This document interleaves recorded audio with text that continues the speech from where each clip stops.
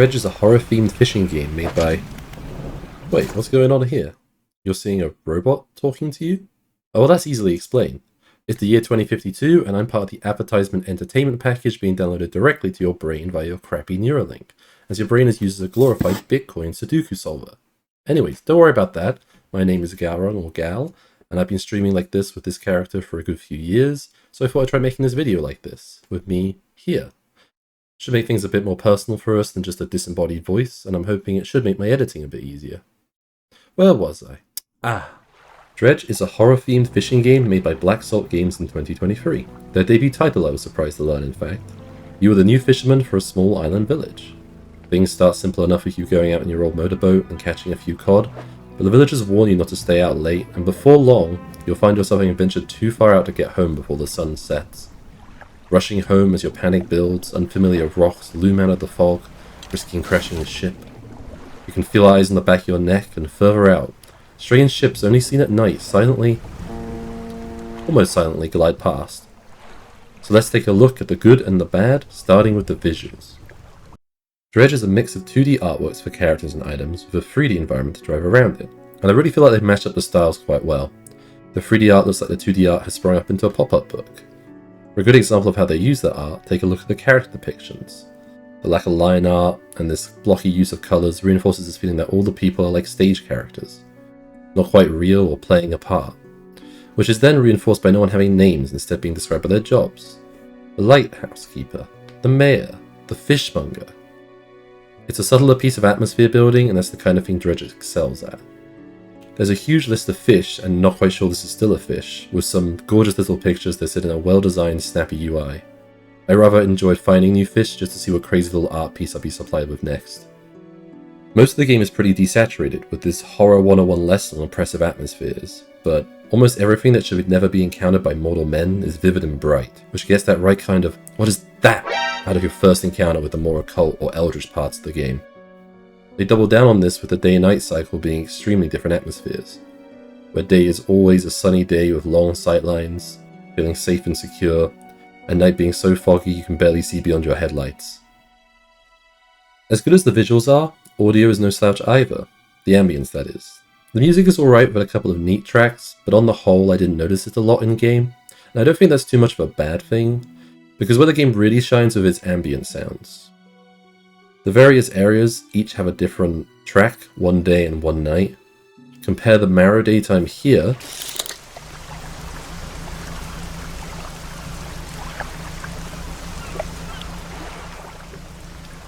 to the mangrove forest of Twisted Strand at night here.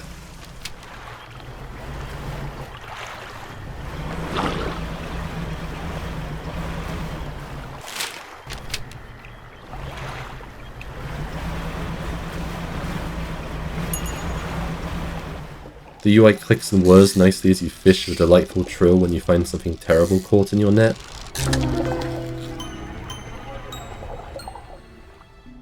The point I'm trying to make is that this game absolutely drips in atmosphere. The coziness of the daytime fishing coexists very well with the more tense nighttime excursions, and because of this I'd say it's absolutely this game's best selling point. What that means, however, is that sadly the gameplay is not this game's best selling point. But it's not without merit either, so let's get into your day-to-day routine. Go out, get fish. Sell, get upgrades. Go out, fish. Get panicked, dodge monsters, come home, sleep, and start over again. This is pretty succinctly the core gameplay loop, with each zone having some overarching thingamabob you're trying to get with a unique obstacle tied to that. Fishing, or as per the title of the game, dredging, is a set of minigames you complete that will advance time a lot as you perform them. Then you have some Tetris, Resident Evil style inventory management for this fish and the other loot. The minigames aren't all that engaging to do, but you do them a lot, so I guess this is the compromise we ended up with. You gotta keep an eye on that clock though, as time is very important for two reasons. Fish can spoil reducing your stack making capabilities, and much more interestingly, night time's when the bad stuff comes out to play. You may have noticed at the top of your screen here there's this eyeball. This is your insanity or panic meter. Big red eye is big bad for you. The more panic, the worse stuff that can happen to your boat. A miasma may settle on the bow, a waterspout may chase you, eyes may watch you, you could be lured towards unknown boats for a fun surprise or even visited by some uncooked calamari. Panic increases more slowly when there's light. Sailing in daylight will drop it, but the main way to drop panic is to go back to a dock and rest for a few hours. Once it is dawn and your panic is reset, you're good to head out to work again. These villagers won't feed themselves. Now what I've described here is a perfectly fine gameplay loop, but for one thing. The game has no evolution of threats, and as a result, nighttime wears thin pretty fast. There's only a total of 9 mechanics associated with panic and nighttime, and apart from the unique trick of each zone, that's your lot for the whole game. My short explanation a moment ago was 5 of the 9 already. It's plenty for your first few hours, but the game should take about 10 to 12 hours to complete. For me, I was in the middle of my second zone when I had the sinking feeling of noticing that I kinda stopped caring about nighttime. Once you have some experience and feel like pushing the clock for that extra dredging spot, being out at night starts to feel very normal, if a bit more difficult. So then panic starts being more of a nuisance than a threat, and I got very used to some of the same events over and over. There's a whole upgrade tree I've not spoken about at all, and once you're the boat version of Lightning McQueen, what threats there are left truly impotent. The biggest danger to me out of that was my driving.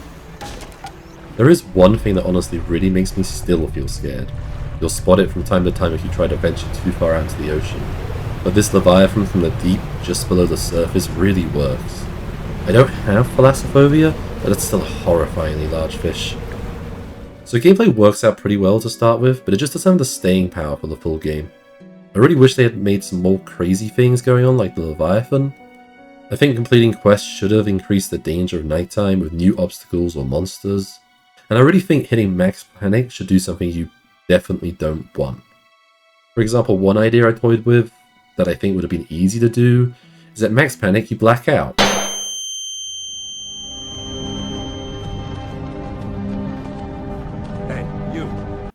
Wake up at dawn with your boat damaged and the fish lost in the vague vicinity of where you hit max panic. Maybe with a small chance of having found something useful or quest related in your moment of madness. Some people might disagree pretty strongly with this, but I think Dredge is a much better fishing game than a horror game. That actually they shouldn't have made any overt monsters at all. Instead focusing a bit more on being a fishing and story game with a good unsettling background than being a bit underwhelming in the horror department.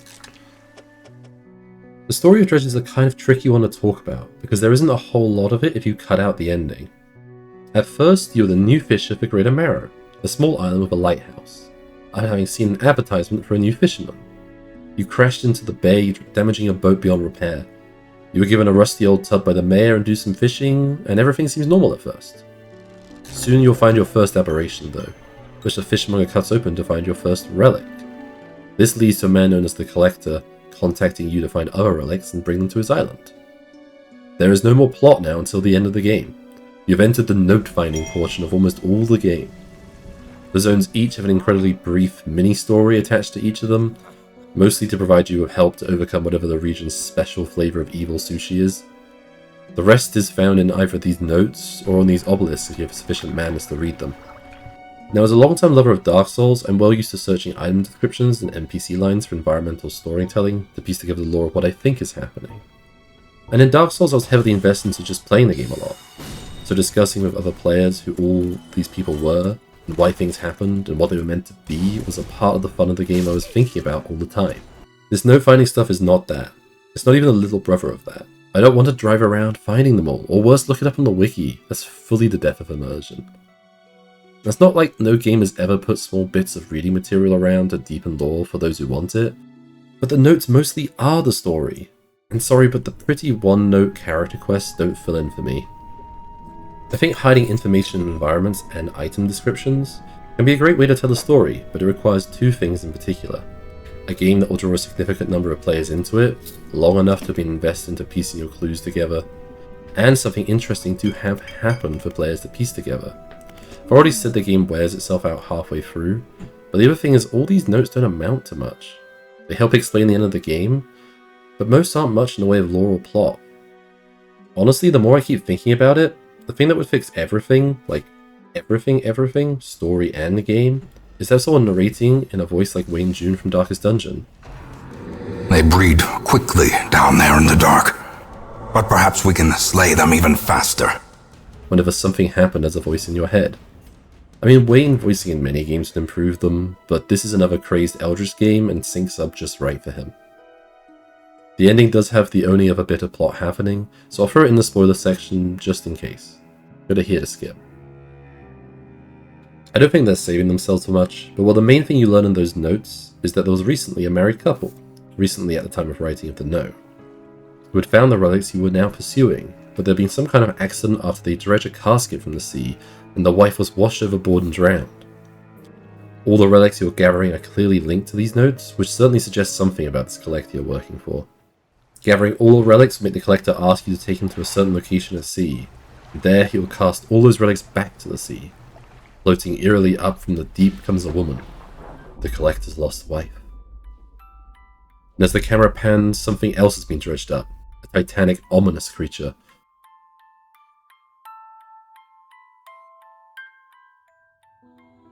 We cut to credits and the Greater Marrow is burning.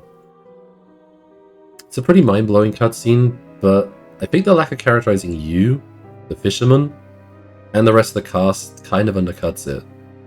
I didn't have a lot of reason to care about Marrow or its people. The big sea demon is very cool, and it makes sense that there would be an unintended consequence for resurrection, but the game doesn't really push you to seek an alternative. I was just feeling like, oops, teehee, shouldn't have done that.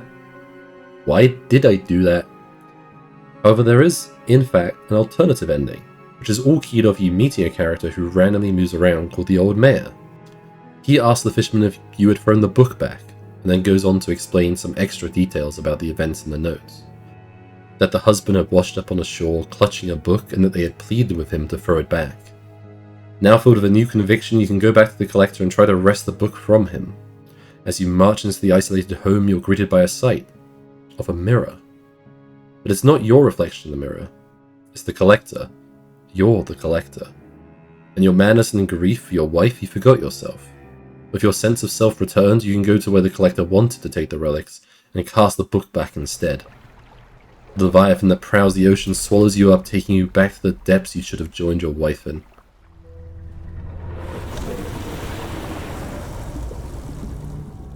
This time the credits play, and display a peaceful Greater Marrow, saved by your sacrifice. This ending with full context is pretty good, the twist of you being the collector is a good one, and I feel like you get a bit more explanation of what's going on, but it's a little annoying to discover without stumbling into the Old Mayor, and it lacks any kind of emotional punch still. I think again because you have to put all the emotion in yourself, because these cutout characters express next to none on their own. Also, the Old Mayor basically explains the key part of the notes, rendering them mostly superfluous. And note how the entire game of finding the relics happens between the only two plot beats in the game.